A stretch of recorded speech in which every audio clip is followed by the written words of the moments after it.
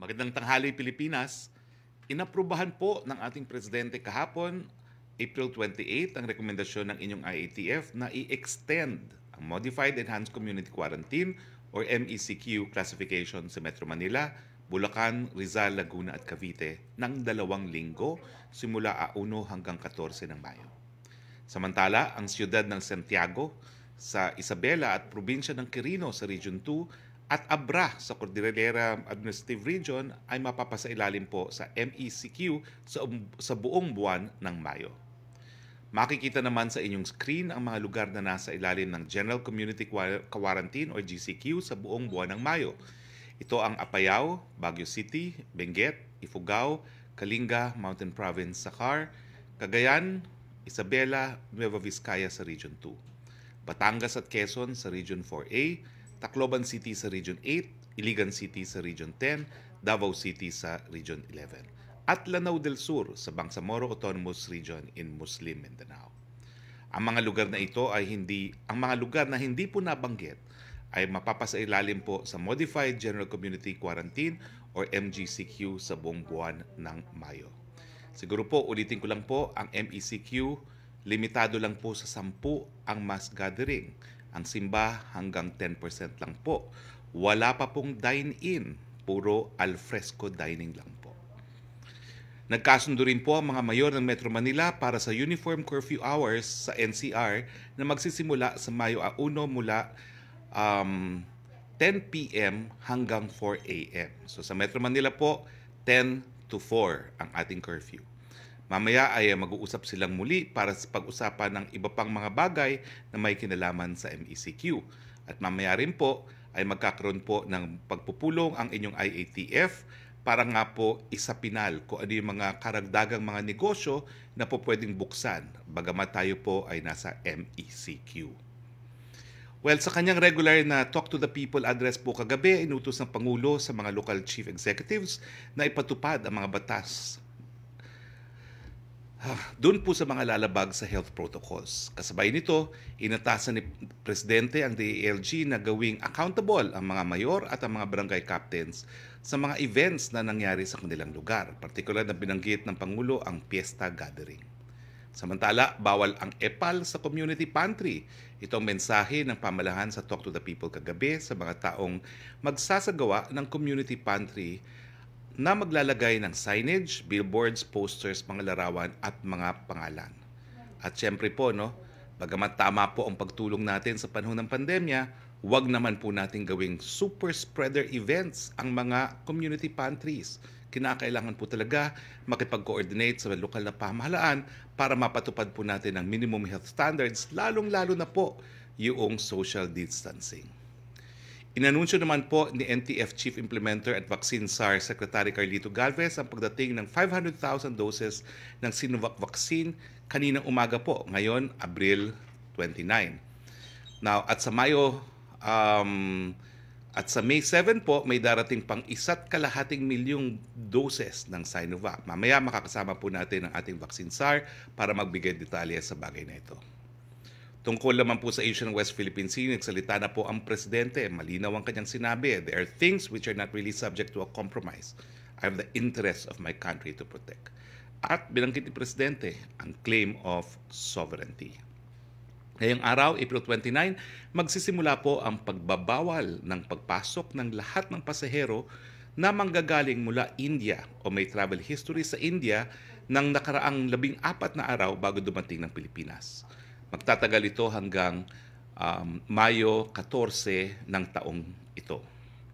Samantala, mga pasahero na nasa transit na nanggaling mula India at lahat ng nanggaling doon 14 na araw bago dumating ng Pilipinas, bago ang araw na ito, April 29, ay hindi kasama sa ganitong restriksyon.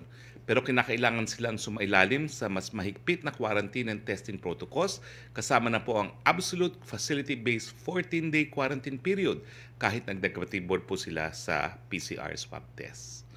Mabuting balita naman po, nasa 5,000 minimum wage workers at overseas Filipino workers sa ilalim ng Priority Group A4 ang mababakunahan ng first dose sa Sabado, 1 ng Mayo, araw po ng mga manggagawa. magkakaroon ng symbolic inoculation ceremony sa Sabado. Ito po ay pagkilala natin sa mahalagang papel ng mga manggagawa at obrero sa araw ng paggawa. COVID-19 updates naman po tayo. Tignan natin ang infographic sa daily new confirmed COVID-19 cases per 1 million people. Ikumpara po natin ang Pilipinas sa ibang bansa simula 1 ng Marso hanggang April 27, 2021. Makikita nyo po na nasa ibaba po ng graph ang Philippines. Pangatlo po dito sa graph nito. At makikita nyo po kung mas bagamat ang kaso po sa Pilipinas, ito po yung pink, ay tumaas at ngayon po ay bumababa. Pwede bang ipakita natin through a hindi natin po pwedeng itutok, no? Ito po ay, naku naman po, hamak na mas mababa kung ikukumpira sa Estados Unidos, Espanya, Italia, Alemanya, France, at Turkey, at Brazil. Ito po ang ranking ng Pilipinas sa mundo sangayon po sa Johns Hopkins, no? Number 26 pa rin po tayo sa total cases. Number 27 po tayo from 28 sa active cases. Ang cases per 100,000 po natin ngayon ay 924.99. Ika-134 po tayo sa mundo. At ang case fatality rate po natin ay 1.7 pa rin. Number 90 po tayo sa buong daigdig.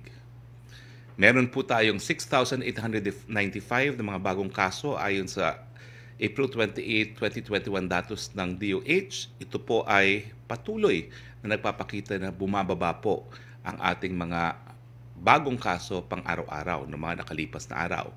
Patuloy ang pagtaas ng mga gumagaling po. Nasa 10,739 ang nai-report na gumaling kahapon. Sa kabuuan ay meron na po tayong 935,695 ang bilang ng mga nakarecover. Samantalang malungkot po namin binabalita na nasa 7,031 na po ang binawian ng buhay dahil sa coronavirus. Nakikiramay po kami. 1.67 to be more accurate po ang ating fatality rate. Ito naman po ang COVID-19 cases by adjusted date of onset Philippines as of April 28, 2021. Makikita po ninyo na nag-peak tayo sa unang linggo ng Abril kung saan ang top contributors ay ang NCR, Region 3 at Region 4A. Makikita rin natin ang pagbaba ng mga kaso. Tignan naman natin ang infographic sa Temporary Treatment and Monitoring Facility utilization rate as of April 25. Makikita po na bumababa ang mga kaso sa buong bansa at sa NCR pero ang average daily attack rate ay nananatiling above high risk threshold at 19 up to 55 cases per 100,000 per day. Isa pang makikita natin ay nag-improve ang healthcare at ICU utilization rate above 70% risk threshold na maraming lungsod habang ang HCUR sa CAR at Region 2 ay above 70% threshold. Bigyan po natin ng pagkakataon na makasunod ang ating infographics. Okay? Ano po ang ating key messaging para sa COVID-19 situationer? Unang-una, bumababa po ang mga kaso sa buong bansa at sa NCR. Pero yung average daily attack rate po ay nasa high risk threshold pa rin dahil ito po ay nasa 19 to 55 new cases per 100,000 per day. Ang healthcare utilization and ICU utilization sa NCR po ay nag-improve. Pero ito po ay above 70% pa rin high risk threshold in most cities. At yung healthcare utilization rate po sa CAR at Region 2 ay above the 70% threshold. Dito po nagtatapos ang ating presentasyon. Makakasama po natin ngayon ang ating suke, ang NTF Chief Implementer at Vaccine SAR Secretary Galvez. At kasama rin po natin ang ating NTF Deputy Chief Implementer at Testing SAR Vince Dizon. Sir, dumating po, Secretary Galvez, ang 500,000 na naman muling Sinovac. At sa May 7 ay darating pa rin ang 1.5 million.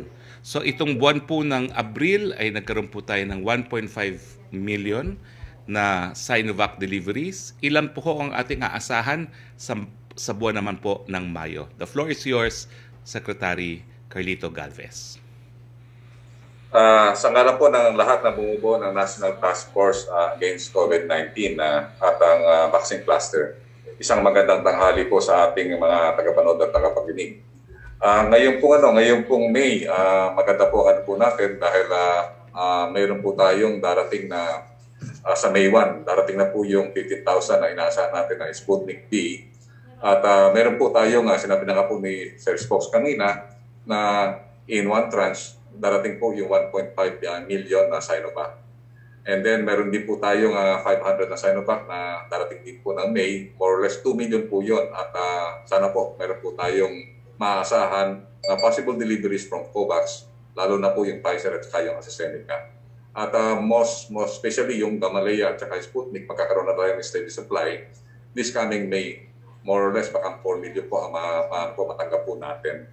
At sa ngayon po, Sir Spokes, ang ating po natatanggap ay talagang na tayo, meron na po tayong pabuuan na 4 million dahil natanggap na natin kanina yung another 500,000. And ito nga, sa darating na mga bakuna, ay naasahan po natin na bubugso po. Tama po yung report natin noong June. Meron po tayong mga 9 to 10 million doses. Darating po yung apat na binili po natin. Unang-una yung Moderna, 194,000. Pangalawa, madadagdagan ang Sinovac na volume natin. Magkakaroon tayo ng 4.5 million. Kasama na dito yung in order ng private sector, yung ating Filipino-Chinese Chamber of Commerce. At darating po ang another 2 million at saka yung 1,300,000 ng AstraZeneca na galing sa private sector.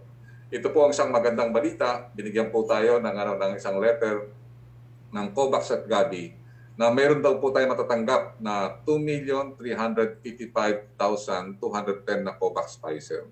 And hopefully, magkakaroon po tayo ng mga sunod-sunod na mga development at mga deliveries this coming July and August. At ito po yung mga deliveries natin sa third quarter. Makikita natin na talagang bubugso po ang ating mga deliveries starting June, or less 10 million. And then dito sa third quarter, tataas din po yung doses natin na 13 million. And then also sa August, meron po tayong 15 to 20 million and also the same September. Ito po, magkakaroon po tayo ng steady supply ng 140 million doses. And also, we are targeting na magkaroon tayo ng tinatawag natin na daily jobs na 500,000. And then later on, we will be targeting 2 million to 3 million per week. Ang nakikita po natin ngayon, sa ngayon pong March, nag-start po tayo na simultaneous vaccination, yung A1, A2, A3. Ito po yung ating mga healthcare workers, seniors, at saka people with comorbidities. Sa ngayon po, meron na po tayo na mapakunahan na mahigit na 1 milyon na healthcare workers at 240,000 na seniors, and also sa ating mga may comorbidities, meron po tayong 256. At ang total po natin na na-administer is 1.8 million. At Sir Spokes, talaga pong pipilitin natin na yung 2 million marker ay matapos po natin ngayong buwan. Ngayon pong May 1, Labor Day, meron tayong symbolic vaccination. At kasama po sa 5,000, ang ating mga regions ay mag-o-offer po ng at least 10 doses per region na symbolic vaccination ng ating mga workers at saka yung tatawag natin mga OFW at saka yung sa A4. Then by June, baka mag-start na po tayo na yung A4 at saka A5 ay masimulan na, at saka yung ating tinatawag na other targeted adult population or yung general population ay baka mag-start na po tayo ng August or September. Ang nakikita po natin talaga kasama ng ating mga private sector, sinasabi po talaga na talagang we have to prepare for long haul o yung tinatawag na 3-year plan. Ang po natin, ang containment natin ngayon 2021, na kailangan talaga na may enable natin pandemic response at saka i-build natin yung mga resilient natin. Mamaya, sabihin po na Sec Vincent ng mga ating ginagawa para to build our resiliency in terms of building yung tinatawag nating mga ICUs at saka yung mga beds. Ang aming pong gustong ipano sa LGU na i-intensify po natin yung barangay COVID response. And also, ang gagawin po natin talaga ay magkakaroon tayo ng economic resilience in terms of bigyan natin ng magandang minimum health standard ang mga palisiya dito sa mga establishment na binubuksan po natin. Sa 2022, ang po natin elimination ng COVID-19 at saka meron na po tayong mga access para sa mga tinatawag natin na mga boosters, and also ang ano po natin talaga, magkaroon din po tayo ng tinatawag na social cleaning program to negate the stigma of COVID-19. So yun lang po, Spokes, at maraming salamat po at mabuhay po tayo lahat. Maraming salamat, Secretary Carlito Galvez. Kasama naman po natin ngayon ang NTF Deputy Chief Implementer at Testing SAR Vince Dizon. Secretary Dizon, congratulations at umabot na sa 66,000 yung mga natetest natin kada isang araw. No? Ano pa po ang mga hakbang na gagawin natin para lalo pang mapataas yung ating testing? The floor is yours, Secretary Vince Dizon. Magandang hapon, Spokes. Magandang hapon, Sec Charlie. Maikling update lang po, unang-una. No? Kagaya po ng nasabi nyo, Spokes Harry, ang ating peak ng testing natin ay actually umabot ng mahigit 67,000 sa isang araw. At dahil dun po makikita natin, no, sinama ko lang itong graph natin ng positivity rate. Ito po yung dami ng mga nagpo-positibo sa ating mga tinetest kada araw. At makikita po natin na nung April 2, nag-peak po ang ating national positivity rate ng 25.22%. Pero dahil nga po sa lahat ng ginawa ng ating pamahalaan, katulong ng ating mga LGUs at ng ating mga kababayan, napababa na po natin ng malaki ng mahigit 10% or almost 10% ang positivity rate na ngayon po ay 16.7% na lang po. No?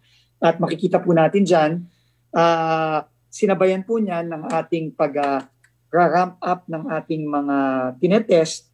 Pero importante din po maintindihan ng ating mga kababayan, hindi lang po ang testing ang kailangan natin gawin. Ang pinaka-importante sa tulong ng kooperasyon ng mga kababayan natin yung pagsusuot ng mask, paghuhugas ng kamay, pagdidistansya, at yung mabilis na pag-isolate, talagang napakalaki po ng naitulong kasama na rin ng pagpapaigting ng ating lockdown sa NCR+. So dahan-dahan na po itong bumababa at sana po tuloy-tuloy na pong bumaba itong ating positivity rate. Spokes sa NCR naman, maganda ding malaman, napakalaki po ng binaba. Mahigit 10%. Umabot po ng halos 30% ang naging positivity rate sa NCR nung early part ng Abril.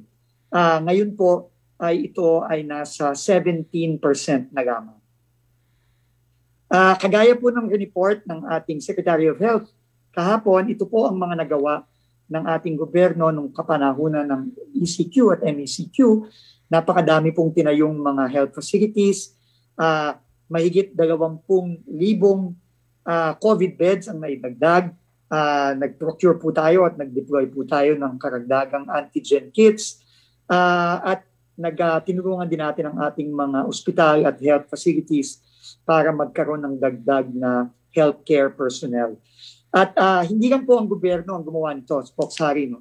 Ito talaga ayon sa panawagan ng ating Pangulo na tayo magtulong-tulong at magbayanihan. Ang iba't iba pong mga private sector groups at pati ang mga civic organizations tulad ng Philippine Red Cross ay napakalaki po ng tinulong. Kahapon po, in-inaugurate natin o binuksan natin ang isang 146-bed field hospital sa Lung Center of the Philippines. No? Makikita po natin ito. No? Napakaganda po ng facility ito. Ito makikita po natin. Ganyan po ang itsura sa loob. Air condition po yan. Napakaganda po ng mga kama. Bawat kama po ay may oxygen tank. Kumpleto po ng mga gamot. Makikita po natin dito. Ini-inspect po ni Chairman Richard Gordon ang ECG machine, no, na nandyan sa field hospital na yan, at napakalaki po ng maitutulong ito, hindi lamang sa Lung Center, kundi sa iba't ibang mga ospital sa area ng Quezon City. Kaya po napakalaki po talaga ng pasasalamat ng ating pamahalaan sa Philippine Red Cross, sa volunteers, at syempre po sa kanilang chairman na si Senator Richard Gordon. Apart from the Lung Center po, meron din pong tinayo na isolation facility ang Philippine Red Cross sa Ateneo de Manila University. Ipapasalamat po tayo sa Ateneo de Manila sa pagpayag nila sa paggamit ng kanilang Loyola Campus, high school, junior high school buildings para po sa isolation facility sa Ateneo. Meron din pong tinayo sa UP Diliman, kasama din ng Red Cross sa Camia Residence Hall. Meron din pong tinayo sa City of Manila sa De La Salle College of St. Benilde. No, napakalaki po ng maitutulong ng mga beds na ito para sa ating mga magkakasakit, at nagpapasalamat tayo sa mga private educational institutions ng Ateneo at La Salle at syempre po sa ating University of the Philippines. Meron din po pala, pasensya na po, meron din po pala sa Adamson University at kagaya na rin po ng report at ni Secretary Duque, yung pong 110 beds sa Quezon Institute nagawa na rin po. At nung nakaraang linggo din po sa partnership ng Department of Tourism and the City of Manila, magtatayo po ng 336 beds na Manila COVID-19 Field Hospital sa Luneta, sa Rizal Park. No? Ito po, napakaganda po ng magiging ospital na yan, at makikita po natin ay sinimulan na ang pagtatayo nito, at siguro po matatayo na po ito sa loob daw po ng 4 o 6 na linggo. Yun lang po, Spokes Harry. Maraming salamat po. Maraming salamat, Sec Vince. Simulan na po natin ang ating open forum. Yusek Rocky. Yes, good afternoon, Secretary Roque, Secretary Galvez, Secretary Vince. Question from Rose Sobenario of Hataw. Totoo ba na nabakunahan na po ang lahat ng OP employees? Hindi po. Sa aming opisina, mahigit kalahati na po ang na-COVID. Kaya kapag tanghalian po, sama-sama yung mga nagpositibo, yung mga negatibo nasa labas po. No? So hindi pa po totoo yan. E4 pa rin po ang mga government frontliners. Second question po ni Rose Novenario, totoo ba na may nasawing miyembro ng PSG nung nakaraang linggo dahil sa COVID-19? Mahigit 6 na buwan matapos mabakunahan, gaano katagal ang epekto ng COVID-19 vaccine sa isang taong nabakunahan nito? Wala pong katotohanan yan. Wala pong namatay na miyembro ng PSG dahil po sa COVID. Ito po ay kinumpirma sa akin ni General Jess Durante, ang hepe po ng PSG. Thank you, Secretary. Punta naman tayo kay... Sino una magtatanong? Si Lemela Lesmoras, please. Hi, good afternoon, Secretary Roque, at sa ating mga kay Secretary Galvez at kay Secretary Dizon. My first question po, Secretary Roque, para po sa inyo, about lang po sa bagong quarantine classifications. May I ask, bakit 2 weeks lang po yung bagong quarantine classification sa NCR+?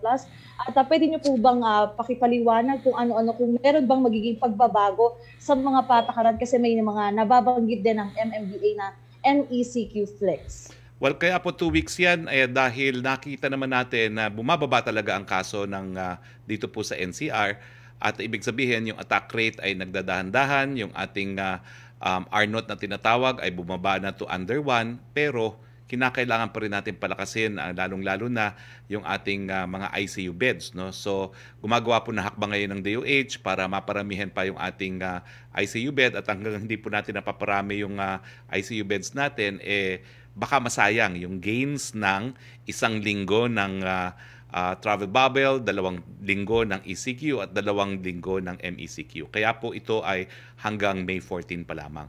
Mamaya pong hapon magkakaroon po ng pagpulong ang IATF para isapinal nga po yung listahan ng mga karagdagang mga negosyo at mga establishmento na po pwedeng buksan po bagamat MECQ. Ito po isang ayon dun sa ating goal, no, na i-promote po ang total health ng mga mamamayan, mabawasan ang mga kaso ng COVID at itaguyod po ang hanap buhay ng mga mamamayan nang hindi naman sila magutom.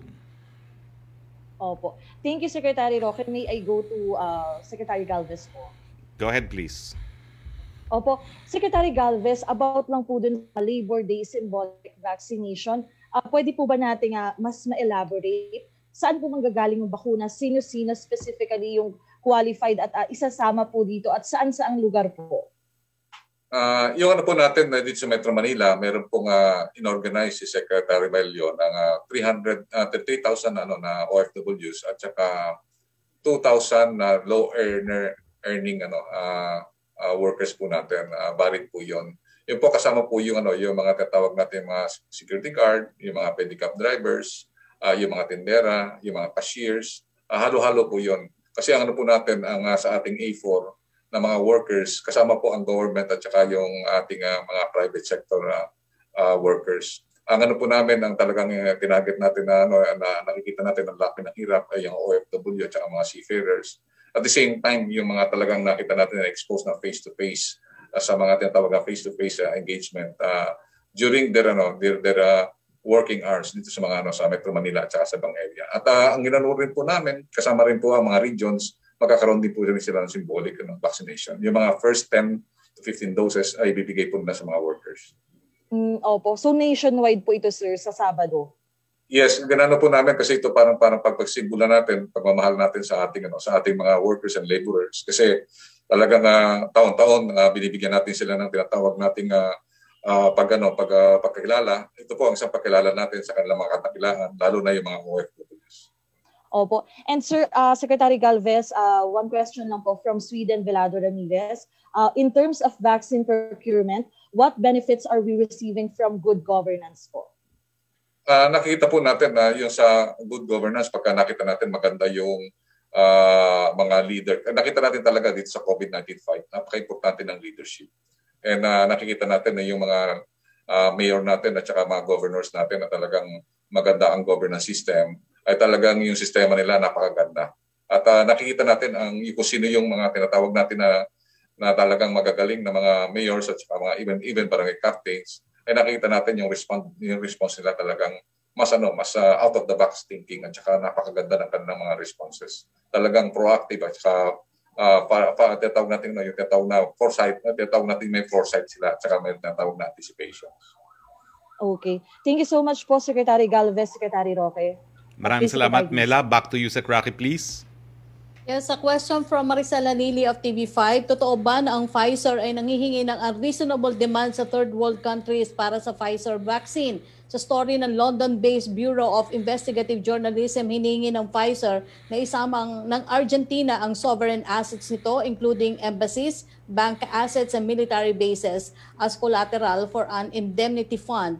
A separate report states that South Africa had the same complaint. Is Pfizer asking for anything similar from the Philippines? Sec. Galvez? Sa atin, sa nakita natin, napaka-cordial po, napakabait nga po ng Pfizer, considering na nakita natin na kahit na mayroong tinatawag tayo mga challenges, legal challenges, ay talagang hindi nila binago yung kanilang tinatawag na offer sa atin. Even though may mga delays tayo, yung tinatawag na delivery time, hindi nila binago. Kanilang offer na 25 million, tinaasan pa nila na 40 million doses. At sa totoo lang po, isa po sa pinakamababa na presyo ang Pfizer. Baka siya sa pinakasumunod doon sa AstraZeneca. Ang ganda ng presyo niya sa atin. Kung yung presyo na binigay sa atin, hindi niya po tinaas. Nakikita po namin sa ngayon, sana tuloy-tuloy na po yung magandang negosasyon dahil kasi ang hinihingi niya lang naman po yung tinatawag natin sa indemnity clause at saka po yung sa tinatawag na immunity clause. So yun lang po at nagkaroon na po tayo ng tinatawag na clarification from our DOJ. So naibigay na po namin yung dalawang DOJ opinion at sa ngayon nakita natin na positive ang nag-result na nagkaroon na po ng communication sa atin ng COVAX na magde-deliver na po sila ng 2.3 million doses. Second question po niya, ano-ano ang demands ng Pfizer? Bakit hindi pa rin po sealed ang agreement with them? Nakikita po natin kasi ang Pfizer, siyempre, nakikita niya yung special kasi yung Pilipinas kasi meron tayong tinatawag na nagkaroon ng kaso ng tinatawag natin yung sa Dengvaxia. And considering also na nakita natin na marami silang mga nakita mga challenges, ang ginawa nila talagang nagkaroon silang tinatawag na lengthy negotiation so that we can have yung tinatawag na yung understanding between gross negligence at saka po yung tinatawag na willful neglect. Ilan po ang nakita namin na legal impediments na ngayon nakita namin na yung language has been completely ironed out. Thank you, Secretary Galvez. Punta naman tayo kay Melo Acuña, please. Yeah, good afternoon, Secretary Harry. Nice to see you again. Hello. Napag-usapan po ba sa IATF yung aftercare program para sa COVID-19 survivors? Hindi pa po na-agenda, no? Hayaan niyo po, pagbibigay alam ko po yan sa IATF dahil you brought that to my attention. Yeah, thank you very much. Yeah. May sasabihin Pero, po yata si Secretary Galvez. kabahagi po yan sa reintegration natin, Sa isang plano po namin, sa National Action Plan, yung aftercare po ng COVID-19. Kasi nakita po natin talaga yung stigma, nakita natin sa COVID-19 napakataas. Maraming tumatawag po sa atin, pamilya, nagbe-breakdown. And also, there are many cases also na may mga suicide cases. And with this, this is a very serious problem. After that, we have undertaken or maybe eliminated the disease. Ang nakita namin talaga sa National Action Plan, we will have an elaborate sa social healing at saka tinatawag nating mental care para magkaroon ng tinatawag nating reconstruction at saka reconstitution ng ating mental care in terms ng sa stigma na ibinitawan po ng COVID-19. Nakita po namin talagang maraming mga pamilya nagbe-breakdown kasi nakikita natin hindi na alam ang gagawin.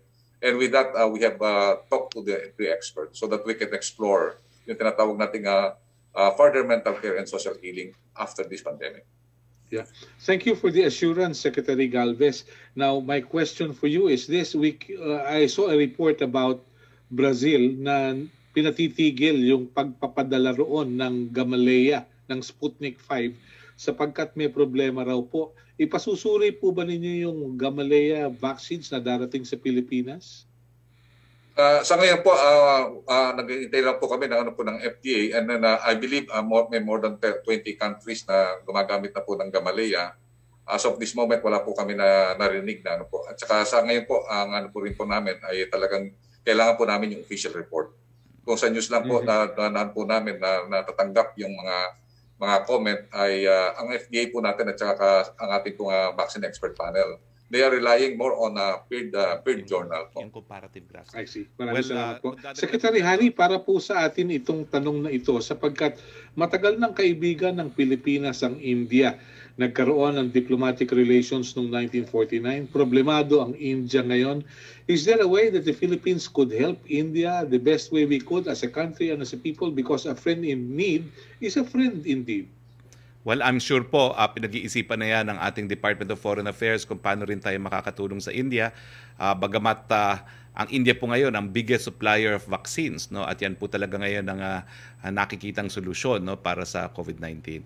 Pero tatanungin ko po kung anong padadala nating tulong kung meron man galing po sa ating Department of Foreign Affairs. Pero yung tanong mo kanina about yung sa Gamaleya, no? Well, dumaan naman po yan sa proseso ng ating FDA at yung ating expert panel group ay nagsabi na yung paggamit outweighs all the possible disadvantages, no? At kung makikita mo uli, papakita ko uli sa inyo yung graph ng mga kaso worldwide, no? Makikita nyo na bagat napakataas ng kaso dati sa Russia, ngayon mas mababa na po ang kaso ng Russia. At ito po ay dahil nga sa vaccination drive din po ng Russia, no? So marami na po rin nabakunahan sa Russia at mukha naman pong wala naman pong mga adverse effect na nai-report, no, dahil dito sa Gamaleya Sputnik V.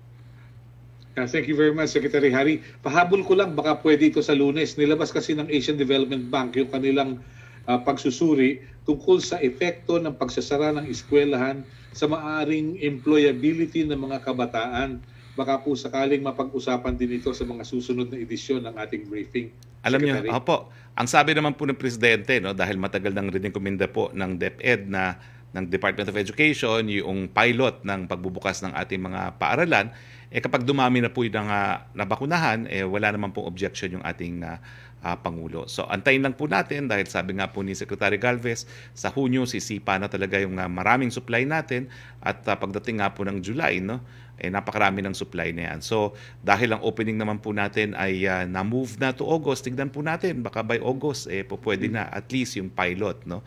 O yung pilot can come earlier para mas marami na, no? Tignan po natin dahil lahat po yan ay nakadepende doon sa pagbabakuna natin. Thank you very much, Secretary Hari. Thank you. Maraming salamat po. Thank you, Melo. Balik tayo kay Yusek Rocky. Yes, Secretary. Thank you. From Chris Jose of Remate Online. Sinabi po ni Pangulong Duterte sa Talk to the People na we don't want war with China kahit tila inaabuso na ang pag-aangkin sa West Philippine Sea dahil mayroong utang na loob ang Pilipinas sa China lalo sa usapin ng bakuna laban sa COVID-19, hindi ba daw nababahala ang pamahalaan na posibleng gamitin ng China ang sinasabi ng Pangulo na utang na loob para angkinin ng West Philippine Sea? Hindi po, no? Yung punto na hindi tayo po pwedeng magsimula ng gera, yan po yung nakaukit na sa international law. Krimen nga po yan kapag tayo ay gumamit ng dahas. Yan po yung crime ng aggression. Pagdating po sa utang na loob, alam mo naman tayo mga Pilipino, hindi po tayo bulag sa mga tulong na natatanggap natin at wag po natin kalimutan na hindi lang po nagbigay ng 1 milyong libreng bakuna ang China, pero hanggang ngayon po ang pinakamaraming bakuna na natatanggap natin ay galing po sa China. Pagamat marami rin pong mga bansa na talaga pong pilit na kumukuha rin ng mas maraming supply galing sa China. Alam niyo po, anyo lang naman ang Pilipino yan. Tumatanaw po tayo ng utang na loob. Ang second question po niya, hindi ba ito isang uri ng pagtiklop ng Pangulo sa China o strategy para hindi itigil ng China ang pagtulong sa Pilipinas? Well, hindi naman po dahil sinabi rin ni Presidente kagabi na talagang hindi niya po pwedeng i-compromise ang soberenya ng bansa. At ang sabi nga po niya, no, bagamat wala siyang magawa at nadata niya ang problemang ito, ay tinitingnan din niya kung ano mga susunod ng hakbang ng China at ang utos niya sa ating mga kasundaluhan at sa Coast Guard, huwag kayong aalis dyan.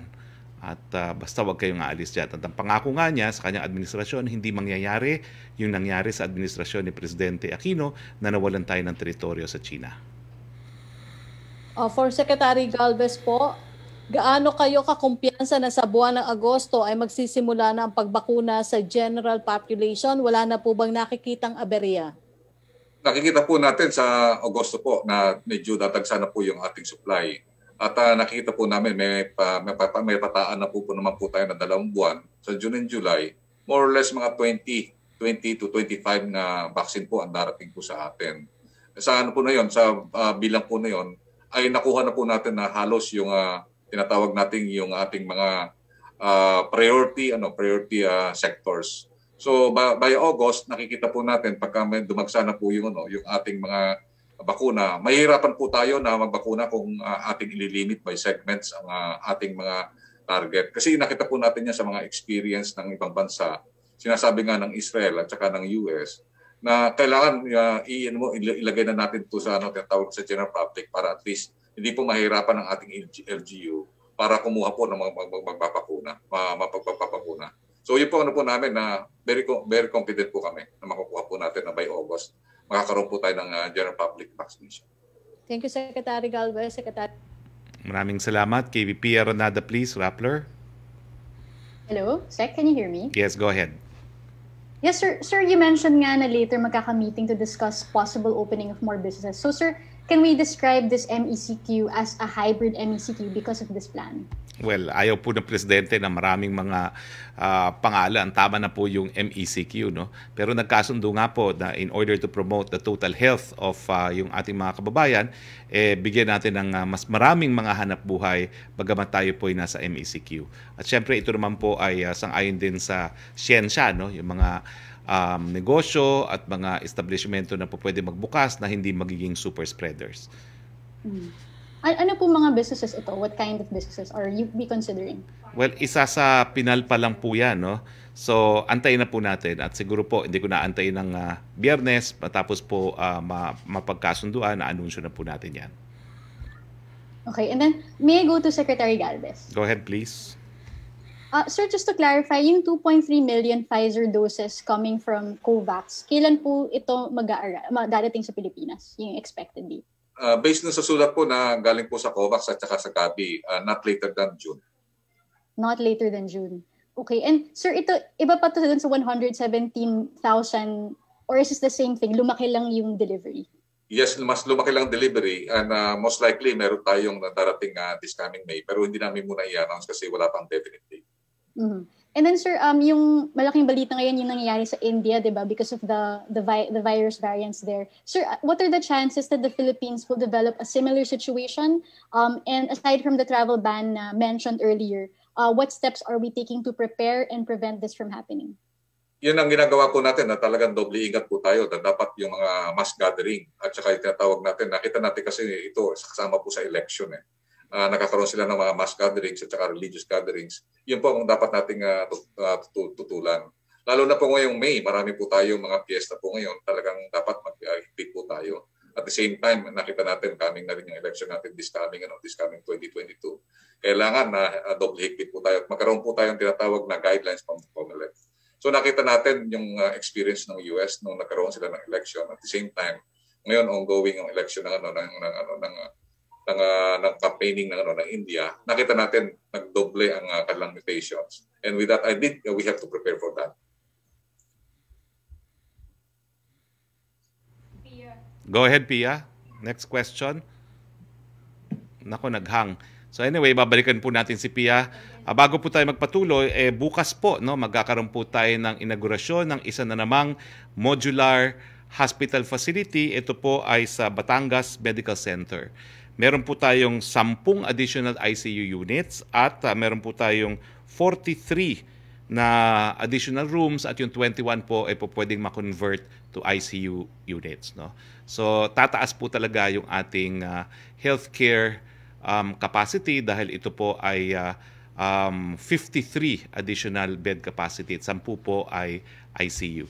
So, Yusek Rocky, habang wala pa si Pia. Go ahead, Pia. Nandiyan ka na ba? Go ahead. Ano po si Pia? Yes, sir. Sorry, sir. Last question. Sir, yung, kasi sir, yung AstraZeneca doses, diba, may second dose na hinihintay po yung mga ibang medical frontliners. So, sir, what is the alternative if we can't get those doses on time? Is there an option, for example, that they be given another vaccine? Meron po tayong tinatawag na layers of contingencies. Pero nakusap po namin ng Gabi, may assurance naman po sila na baka darating this coming May. Okay, so in May, pero sir, walang any options natin kung hindi nga mangyari yun? Marami tayong option. Una, pwede manggaling yun sa Israel. Meron na tayong letter of intent sa Israel kasi meron silang extra doon. Second, yung letter of intent also sa US na 3 million dahil meron din silang extra doon. And most likely baka favorable. We also have written UK and asked another 3 million sa AstraZeneca, and we are waiting for their response. Pero palagay ko, Pia, don't worry, talagang nakita namin may assurance talaga na darating yan. Rest assured, kasi kami ang nakakuha niya ni Sec Vince at saka nila Sec Duque kay Presidente na we will produce yung talagang commensurate na yung 525,000 yan. We will produce that. So rest assured na yung mga nagkaroon ng first dose ay magkakaroon kayo ng second dose. All right, thank you, sir. Maraming salamat, Pia. Balik tayo kay Yusek Rocky, please. Yes, Secretary, from Raymond Antonio of Manila Bulletin for Secretary Galvez, there was an interview daw po done by DOH Director Valencia about the new storage facility of the vaccine. With the arrival of the Sputnik vaccine, it needs about negative 18 degrees Celsius temperature. The Pfizer vaccines would also need a different storage temperature. Do we have the capability to store different needs of room temperature? I guess it means our vaccine logistics is off-world standard. Alam niyo po, yung lahat ng in-inspect po namin na mga cold storage natin, supply chain, world standard po talaga yan. At saka nakita natin na talagang prepared na po tayo na either Moderna, Sputnik, or Pfizer. Yung negative 80, negative 70, negative 80, negative 20, marami po tayo na available po na storage. At saka po, para po malaman ng lahat, meron po tayong tinatawag na end-to-end contract. Yung supply agreement po natin sa Moderna, nakakontrata po yan sa Swillig. Sila po ang magbibigay ng end-to-end hanggang doon ng throughput, hanggang doon sa vaccination site. Ganon din po yung Pfizer, ang po natin dyan, ilalagay din po natin yan sa Swillig. At yung Novavax naman po, ang nakalagay naman po yung Unilab. At yung ating DOH, nagkontrata po sila ng third party provider na meron po capability ng negative 70, negative 80, negative 20, negative 18, at saka yung 2 to 8. So, kaya-kaya po natin yan. Huwag kayong mabahala. Well-prepared ang ating supply chain under kay Carol Taino. Yung second question po niya, is it possible to have a site visit? Nakapag-site visit na kami noong February pa. Actually, nakita na namin yung Swillig. Talagang state of the art yung kanilang meron pa silang mga tatawag na mga e-vax. At saka they can handle more than 100 million na 2 to 8, 64 million na negative 20, at more than 6 million na negative 18. Ang third question po niya, how much the government is spending on storage facilities? What happens to spoilage? Who will be held responsible? Yun po ang sa mga kontrato po natin sa supply agreement, nando po yung mga responsibility. In terms of hanggang yun, from the time that it will be picked up to the manufacturer, up to the time that it will be given and administered to the vaccinee. So nando po sa namin diyan na yung third party provider will be responsible for that. And nakikita po natin maganda po yung ating nagiging record ngayon na wala po tayo na-report na mga spoilage. At karamihan pa nga po, meron pa nga mga additional doses because some vials have also some additional doses. Okay, thank you.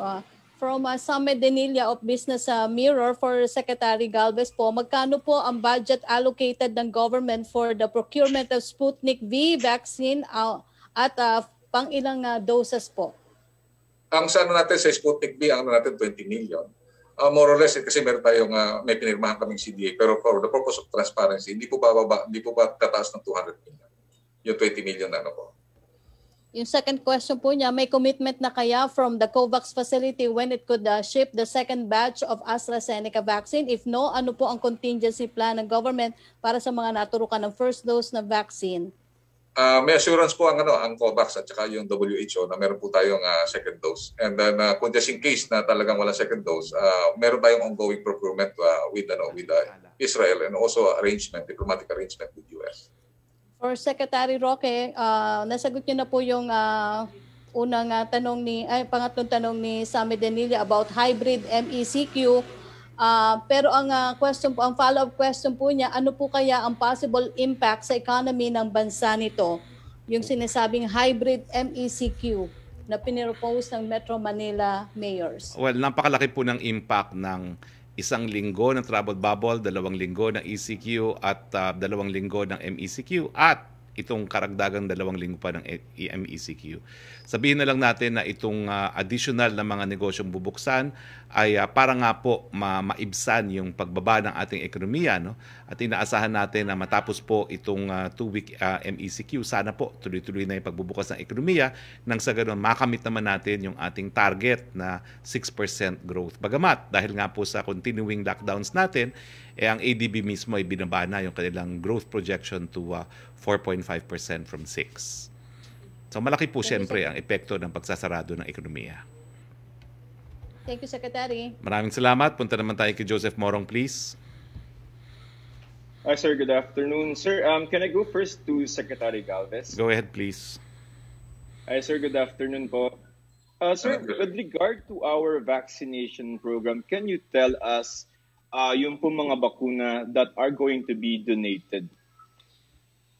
Sa ngayon, wala po kaming na sa mga donations kasi karamihan po ng natin, yung 148 million are procured by the government and the private sector. Ang naging naging donation lang natin is yung 1 million na Sinovac. And then also, I believe yung UAE, they have the intention of donating also yung 500,000 na Sinovac. UAE, sir, Sinopharm, 500,000. So yun bang sa COVAX, are those donations or we cannot consider those donations because we contributed to the COVAX fund? Yung AstraZeneca, sir, na 525,600, those are donated? Can we say those are donated? Yes, those are donated. Sa natin, sa COVAX natin, meron tayong 44 million. Ang 33 million is donated. Yung 11 million, yun ang binili natin ng $100,000. Sir, sorry, clarify ko lang. 44 million we're going to get from COVAX and 33 million of those will be donated. Yes, and also yung 11 million, inang binayaran natin ng $100,000. $100,000. What kind of vaccine po ito, sir? Halo-halo kasi yan. Ang nakita natin sa COVAX, meron tayong tinatawag na emergency use list. Sa ngayon, meron tayong 3 available. Yung Pfizer, AstraZeneca at saka J&J. And later, mga Sinovac yata magkakaroon na siya ng EUL. Okay. Sir, yun pong you mentioned last night doon sa US and Israel, we're asking for yung AstraZeneca na hindi nila ginagamit. We are offering to buy those? Yes. Ang nakita natin doon sa US, ginawa nila, nagkaroon sila ng list parang arrangement with Canada and also Mexico. Yun din ang inaano natin. And then we will have some meeting with the US Embassy para i-finalize na natin kung just in case kung available yun. Ang sinabi naman nila, they wanted that they will make sure that yung AstraZeneca is safe. I believe ang gagawin nila, titignan muna nila sa US FDA, it can be given to us. Kasi merong mga kontrata kasi na talagang bawal yung diversion sa mga kontrata. Kaya nakita natin, hindi natin sila masisi na hindi lang maibigay. Just the amount, sir? Just the number of doses? Ang nire-request natin ng doses is more or less 1 million to 3 million doon sa US. And also, we are exploring sa Israel just in case, kasi meron kami tinatanong kung Israel can be allowed to supply us. Kasi dito sa supply agreements, merong mga manufacturer lang ang authorized na mag-supply sa Pilipinas. Okay. At yung mga iba, doon lang sa iba silang lugar o region na pwede mag-supply. Ngayon, tinatanong namin ngayon sa AstraZeneca kung pwede, considering that this is a humanitarian reason for our healthcare workers, kung pwedeng i-allow na yung Israeli manufacturer na nakakuha po ng more or less 10 million na pwede mag-deliver po sa atin. Sir, yung sa mga Chinese vaccine, yung Sinovac, no? Sir, sa vaccination program natin, ilan po yung total number of doses that we are getting from Sinovac, and are we paying for these? Yes, actually sa Sinovac natin is 25 million. Yung ating 25 million. Sa ngayon, ang donation na naibigay sa atin is 1 million, and also we already received 2.5 million na binili po natin yun. Billy, sir, you mentioned... Yes, yung 2.5 million, nabili na natin yun. And then yung 2 million na darating this May, nabayaran na rin po natin yun. Okay. Sir, yun pong 25 minus 1, so 24 million we are paying, no? You said kagabi, sir, 700 pesos pa yung tama po? Yung ano natin is yung isang million, binayaran natin yun more or less 700 million. And then ang ikukorek ko lang na yung ating in order is 25 million plus yung 1 million na donation. I understand, sir. Sir, thank you for your time. Kay Secretary Roque po. Yes, go ahead, please. Sir, sorry. Kagabi, can I go back to what the President said yesterday and ask for clarification? Sabi niya po kagabi, towards the end of the address, no? So China must understand that if need be, we will. I don't know what will happen next. But tapos na tayo sa legal.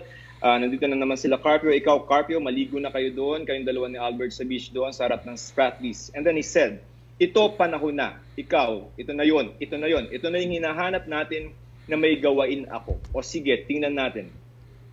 What action is he referring to, sir? I can only surmise that it is in connection dun sa pangako niya na walang teritoryong mawawala sa atin habang siya po ay presidente.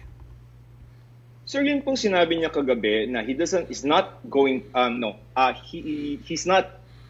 interested, no? He will not go to war with China because marami tayong utang na loob, including our vaccine. Hindi ba, sir, blank check for China to do everything that it wants because we owe China a debt of gratitude? Hindi po, dahil yung prohibition po sa pandirigma, yan po ay nakaukit sa international law, yan po ay krimen, the crime of aggression.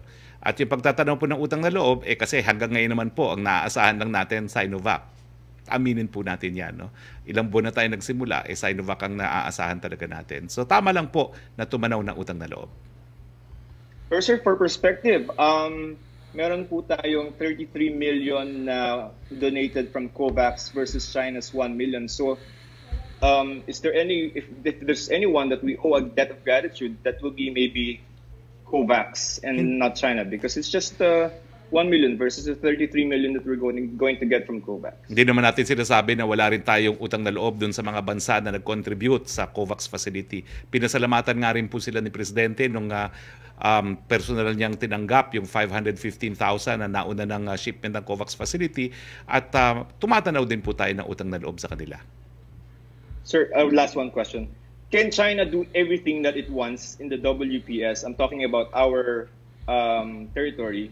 Can it do whatever it wants because they gave us the vaccines? Hindi po. Malinaw po sinabi ni Presidente, may hangganan ang kanyang pagnanais na pagkakaibigan sa China.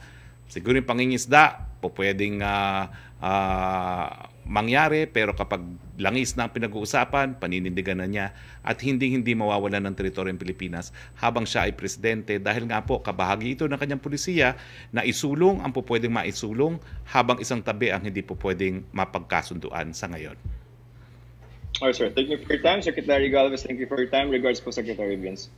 Siyempre po, no, i-qualify ko lang yung fishing, hindi lang po yan depende sa pagkakasundo kasi yan po ay nasa decision din ng arbitral tribunal, no, ng Hague Tribunal na kinakailangan kilalanin yung traditional fishing rights. At kaya nga po sa Boro, lahat po ng mga mangingisda na galing Vietnam, China at Pilipinas ay po pwede mangisda. Pero kinakailangan po traditional fishing lamang. So ito nga po yung quote doon sa Arbitral Tribunal, paragraph 808 of the PCA Award. So nakasulat po dyan, traditional fishing rights constitute a vested right and the tribunal considers the rules of international law on the treatment of the vested rights of foreign nationals to fall squarely within the other rules of international law. So lilinawin ko lang po, tribunal po ang nagsabi niyan na po pwede mangisda ang lahat sa Boro. Okay, Yusek Rocky? Yes, Secretary. Tanong po ni Lanes Capanti of GMA News Online on the President saying marami tayong utang na loob sa China. Is he saying na utang na loob din natin sa China ang 25 million doses ng Sinovac na in-order natin kahit nagbayad ang Pilipinas? Hindi po. Yung dinonate nila at yung katotohanan na sa hanggang ngayon po, ang talagang nakukuha na natin ng bakuna ay China. Sana po magbago na ito sa mga susunod na panahon. Pero yung utang na loob natin sa China, hindi naman ibig sabihin sa China lang. Tumatanaw din po tayo ng utang na loob dun sa mga bansa na nag-contribute para sa COVAX facility. Okay, thank you. From Vivian Gulia of ABS-CBN para po kay Secretary Galvez.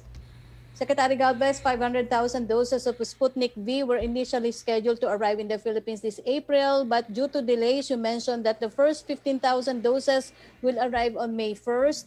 When are we expecting the 485,000 doses to arrive? On top of that, 2 million doses of Sputnik V are scheduled to be delivered this May. Will it push through as scheduled considering the logistical challenges?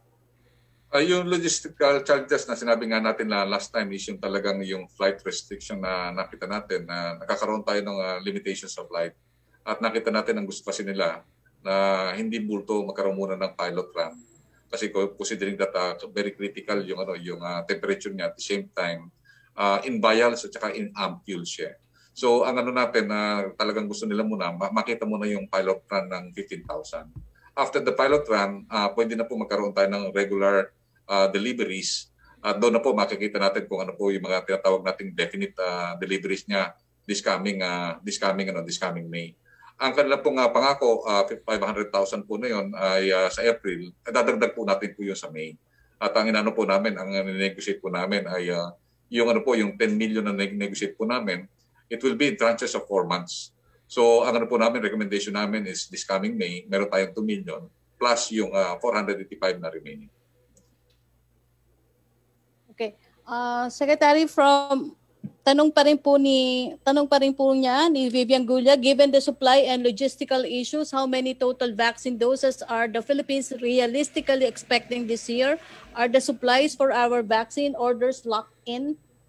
Nakalaki na yung karamihan ng mga na po natin. Ang lang natin ngayon ay yung sa Pfizer at saka itong sa J&J. Yung apat po na vaccine manufacturer na kinontrata po ng gobyerno ay nakalaki na po yun. At saka yung AstraZeneca, nakalaki na rin po yung orders ng LGU at saka ng mga private sector. So yun po, more or less ang nakita natin. Kung bababa man yung because of some tinatawag nating global demand at saka yung supply, most likely ang makukuha natin is 140. Kung makikita natin na medyo yung tinatawag natin yung best case scenario kasama ang COVAX, makakaya natin makakuha ng 180 million by the end of the year. Opo, pero Secretary, sa Johnson & Johnson daw po kailan nakakapag-sign ng deal? Sa ngayon, pinipinis lang namin yung tinatawag na yung financial statements and also yung financial undertaking, considering na multilateral ito. So yung pinafinalize lang namin either sa ADB or sa World Bank namin i-charge yung kanilang yung procurement natin sa doses na.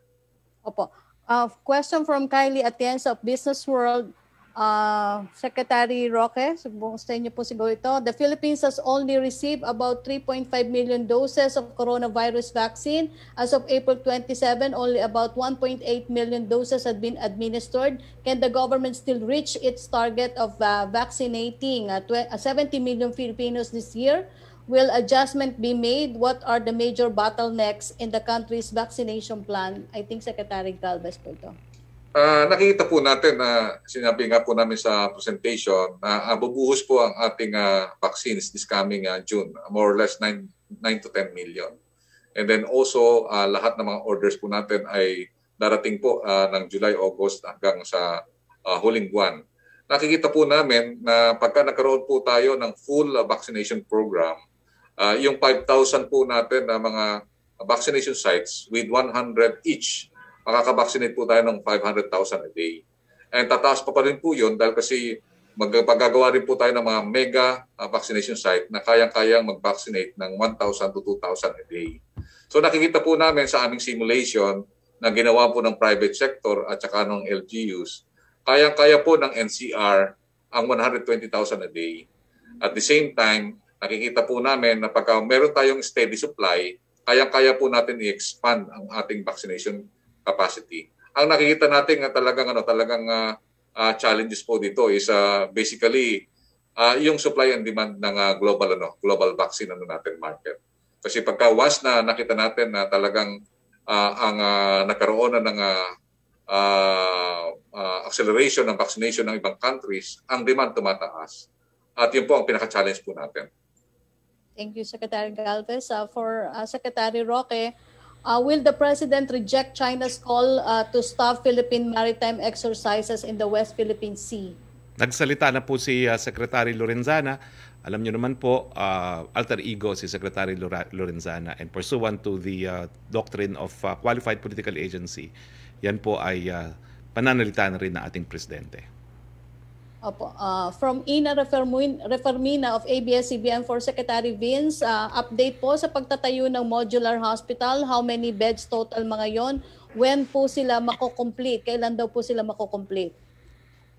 Opo, ang target po ni Undersecretary Bong Vega at ng team natin ay makapagdagdag ng at least mga 3,000 beds para sa ating mga ospital. Ito ay makakapag-treat ng moderate at kahit yung severe na COVID. So right now, on track naman tayo. And tingin natin within the month of May, matatapos na lahat yun. Pero importante din na napakita natin kanina, hindi lang ang gobyerno ang gumagawa nito. Katulong natin ang private sector, katulong natin ang mga organizations tulad ng Philippine Red Cross. At nakita naman natin na pag nagsasama-sama lahat, talagang maraming nagagawa. At napakalaking bagay dito mga ospital na to para addressin natin yung pagdami ng mga kaso ngayon at para maging handa din tayo kung magkakaroon man ng isa pang surge sa mga darating na buwan. Opo. Secretary Vince, second question po niya, yung status daw po ng critical care capacity and concrete plans daw po on how to augment current critical care capacity. Una, nasa 70% tayo, bumaba na ito mula sa 82% nung nakaraang linggo. Sinyalis ito na kumukonti ang mga kaso, pero ito din ay dahil sa nagdagdag ng mga critical care beds ang ating mga ospital, both private and public.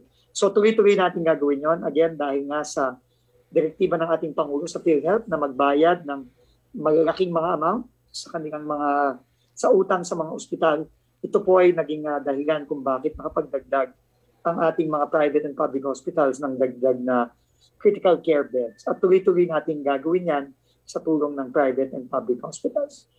Secretary Vince, ang third question niya, are we still building quarantine facilities or focus more on modular hospitals na lang? Ang importante ngayon, ang priority ay ang pagdadagdag ng critical care beds. Dahil nga sa nakita natin nangyari nitong nakaraang buwan, talagang yun ang ating pangangailangan, lalo na sa pagkakataon na dumadami ng mabilis ang mga kaso. Yun ang priority natin ngayon, pero nagdadagdag pa rin tayo ng mga isolation facilities tulad ng mga ipinakita natin na kanina at yung mga ipinakita natin itong mga nakaraang linggo. Opo. Secretary Vince, ang ikaapat niyang tanong, where did we fail to foresee this situation we are in now, and why did we not prepare for this last year? Last year po, 10,000 kama ang ating tinayo. No? 10,000 beds for isolation at pati na rin mga dagdag na kama sa ating mga ospital. Pero gaya ng nakikita natin sa buong mundo, very unpredictable at napakahirap i-predict ng COVID-19. Nakikita natin yan, lalo na sa India, nakakaawa ang experience ng ating kapitbansa. Pero ang importante, nakita natin na kailangan tayong maghanda palalo kahit na napakadami natin tinayo at yun ang ginagawa natin. Opo. For Secretary Galvez, mula po kay Celerina Monte ng Manila Shimbun, are foreign workers, expats included in the general populace to be vaccinated also, or under what priority group these foreigners belong? Ginagawa po natin na kung saan po sila nakalagay na category, meron nga po tayo ng mga expats at saka mga foreign nationals na nasa A3 at saka A2 na bakunahan po natin. Kasi kailangan bigyan po natin sila ng equal protection kasi sila rin po nagko-compete sa atin dun sa hospital. At yun po ang ginagawa rin po natin, reciprocity. Lalo kasi nga yung ating mga OFW at saka yung mga ating mga tinatawag natin na mga foreigner natin na nandun sa ibang bansa na mga kabayan natin ay binabakunahan din po nila. So meron po tayong na nailagay na po natin yan sa ating priorities na yung other foreign nationals will be included. Opo. From Tricia Terada of CNN Philippines for Secretary Roque. Secretary Roque, what did the President mean when he said, I quote, pag maglinya lang sila, not so much, then sabihin lang, you're next, ganun sana, walang isip yung mga. What they just do is just to show to the people that they care, but they do not really care because of their ignorance. Ang problema, hindi na kaya, hindi maano kasi ignorante, end quote. Was he referring to community pantry organizers? If he is, how do we reconcile this with the policy saying that it welcomes community pantry initiatives? Hindi ko po alam kung ano yung konteksto ng binasa, no? Hindi po malinaw kung community pantry po yan. Babasahin ko po yung transcript. Okay, thank you, Secretary. Yun lang po nakuha natin mga tanong. Maraming salamat po sa inyong lahat, sa ating mga kasama sa Malacanang Press Corps. Maraming salamat kay Secretary Galvez, sir. Maraming salamat kay Secretary Vinson at Dizon. Vinson tuloy. Secretary Dizon. At maraming salamat sa iyo, Yusek Rocky, no? Natapos na naman po ang ating presidential briefing ngayong araw ng Huwebes at sa ngalan po ng inyong presidente, ito po ang inyong Spoksari Roque, nagpapasalamat sa inyong pagtangkilik na ating press briefing at nagsasabi, nako, wag po kayong mag-atubili, wag po kayong matakot, malalampasan din po natin itong pandemyang ito. At malapit na po yan. Dahil gaya pa nga po ng sinabi ni Secretary Galvez, kahit anong mangyari, kampante pa rin tayo na mababakunahan ang 50 to 70 million itong taong ito. Magandang hapon po sa inyong lahat.